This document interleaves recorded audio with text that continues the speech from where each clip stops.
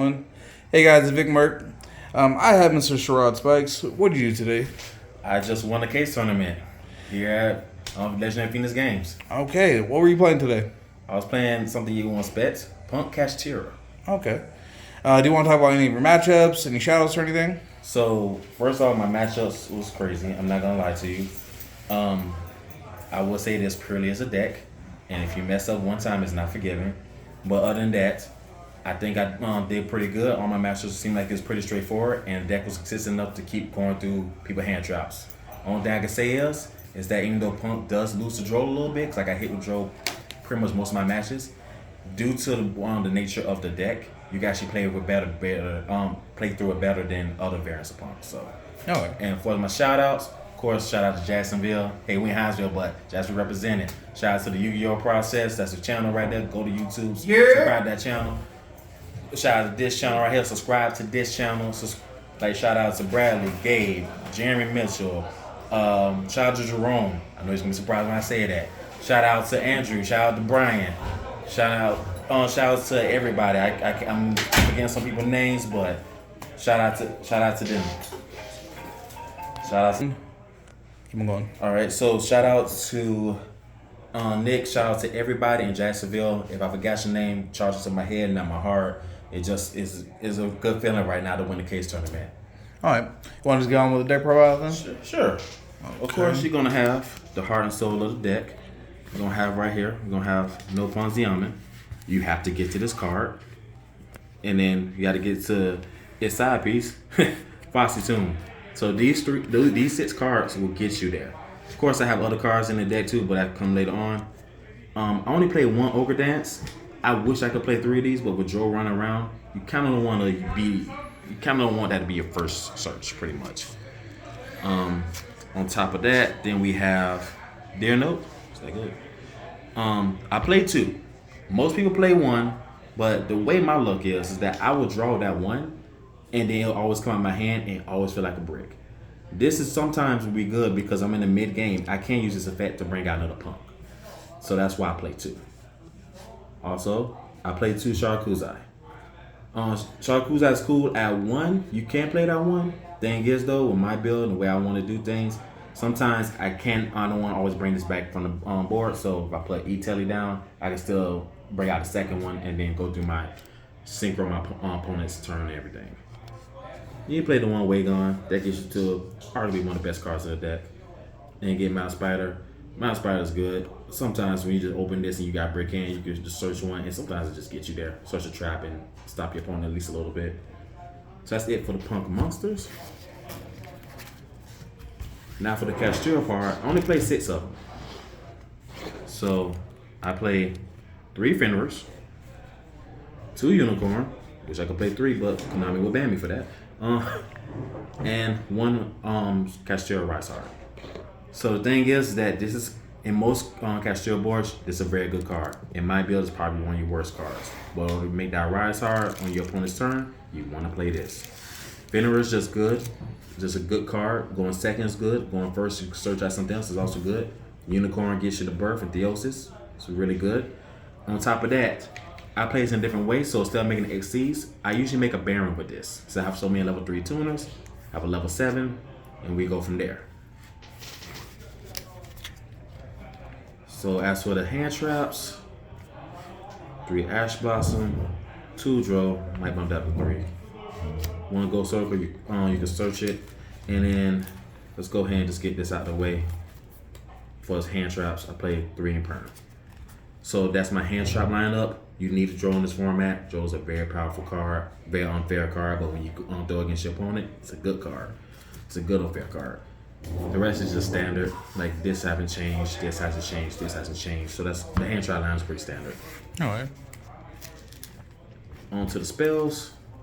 We got 2 Extreme Session. Pretty much 2 the field spell. This is arguably one of the best cards of the deck. This is what makes the deck a deck, honestly.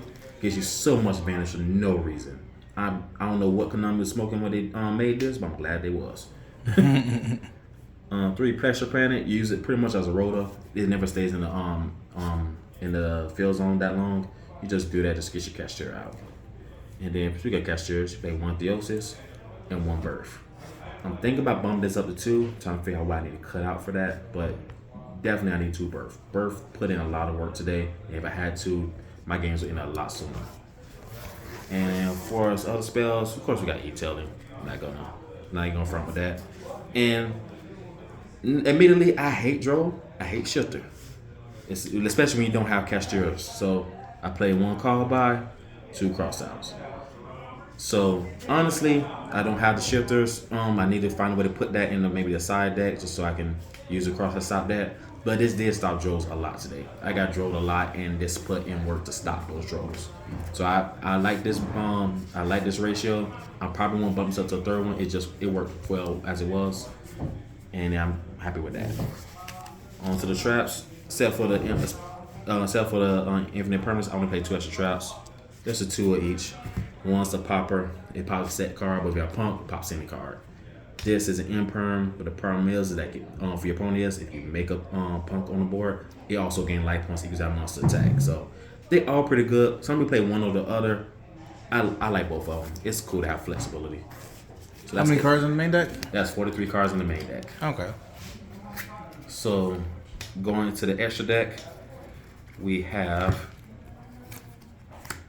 Rising Carp, Gem Dragon Drive, and 2 Amazing Dragons. You play this standard in this kind of build. No flexing, no ratios, stuff like that. Amazing Dragon is like the same name says, is amazing. This is a great in-between line right there. And plus, people forget that it comes out of graveyard response to one of my punk cards. And Rising Carp is good, not only because it's a rescue cat where it brings out 2 punks from the deck or hand. Also, if you synchro with it, you can target one of your punk monsters. It can take twice that turn. So that's pretty broke. Then you got some other synchros. You got Psyche and Punisher. It punishes. That's what it does. That's the card. Dry Guy. It's a pretty good card if you don't want to make Dragon Drive, and also if you get Drolled, there's no use to make that. Sovereign Ching. I went into this once. It's cute with the Cashier plays, but it's like the 15th card. And Baron. You always make Baron. If you have cash and punk in hand, you make Baron first. You want to stop those hand traps before they hit you. Want to stop Nibiru. There you go. So for my XCs, Rise Hard, pretty sure you've seen that coming. Sometimes I just break on just having Cashiers, but I can still make this a couple back row. And sometimes it just wins games by itself. Red Eyes, time card, it's cool. Number 38, Hope Harbinger.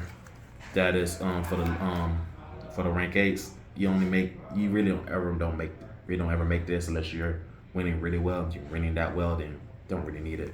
There's also I guess I could also size like the 15 card in a sense.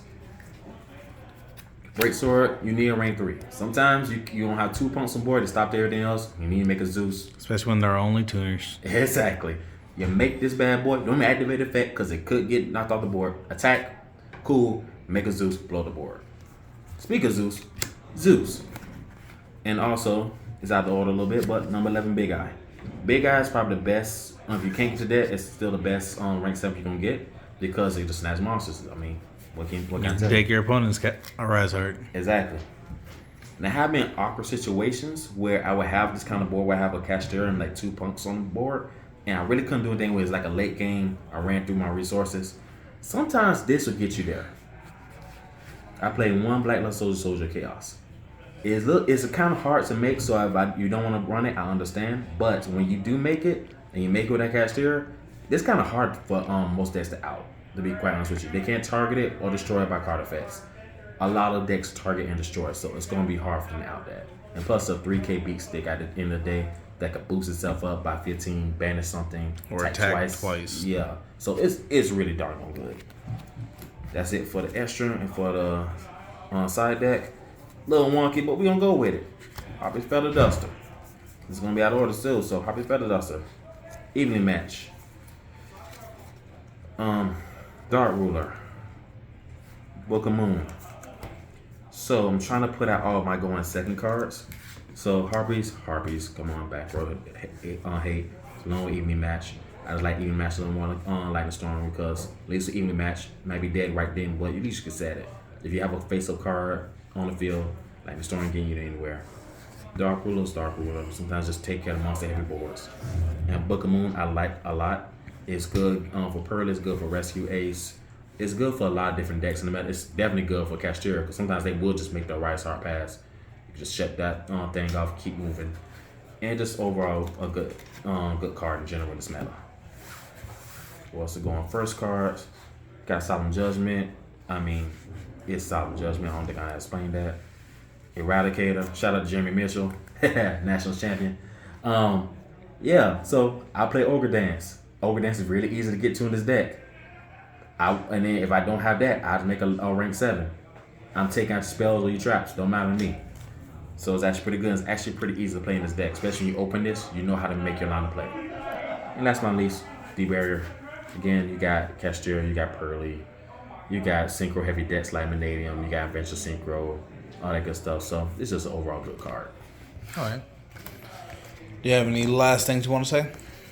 Again, shout out to this channel, man. Shout out to Vic. I appreciate the deck profile. And I just can't wait to open all these boxes.